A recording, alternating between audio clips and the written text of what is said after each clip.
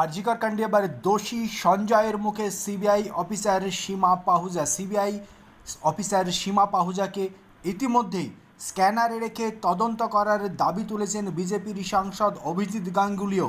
আরজিকর কাণ্ডে সাজাপ্রাপ্ত সঞ্জয় রায় চিৎকার করে সংবাদ মাধ্যমের ক্যামেরার সামনে দাবি করেন আরজিকর কাণ্ড ঘটানোর মূল কারিগর বিনীত গোয়েল এবং একজন ডিসি।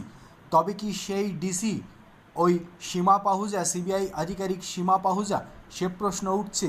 আর সেই প্রশ্ন জোর কদমে উঠতে শুরু করলো যখন তমলুকের বিজেপি সাংসদ অভিজিৎ গাঙ্গুলি একটি চাঞ্চল্যকর দাবি করেন। তার দাবি আরজিকর ধর্ষণ খুন তদন্ত মামলার প্রক্রিয়াকে ভিন্ন দিকে পরিচালিত করেছেন সিবিআই তদন্তকারী আধিকারিক সীমা পাহুজা। তাকেও অভিযুক্ত করে তদন্ত পরিচালনার দাবি জানিয়েছেন তিনি। আরজিকর মেডিকেল কলেজের ধর্ষণ ও হত্যায় অভিযুক্ত সঞ্জয় রায়কে শিয়ালদা আদালতে তোলার সময় প্রিজন ভ্যান থেকে চিৎকার করে করে সঞ্জয় রায় বলেন, আমি আপনাদের কাছে বলছি, কলকাতার প্রাক্তন পুলিশ কমিশনার বিনীত গোয়েলই আরজিকরের রেসিডেন্ট ডাক্তারের ধর্ষণ ও হত্যার ষড়যন্ত্র করেছিলেন এবং আমাকে ফাঁসিয়েছিলেন। সঞ্জয় একজন ডিসি এর কথাও বলেন। সেই ডিসি কি তাহলে ওই সীমা পাহুজা?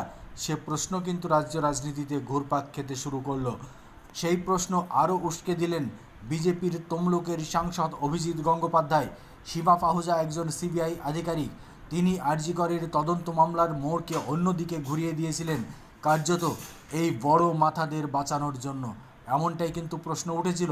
আর সেই প্রশ্ন আরও জোরালো হলো অভিজিৎ গাঙ্গুলির একটি প্রশ্নে। তাহলে কি এবার সীমা পাহুজাকে তদন্তের আওতায় আনা হবে? সে প্রশ্ন কিন্তু থেকেই যাচ্ছে।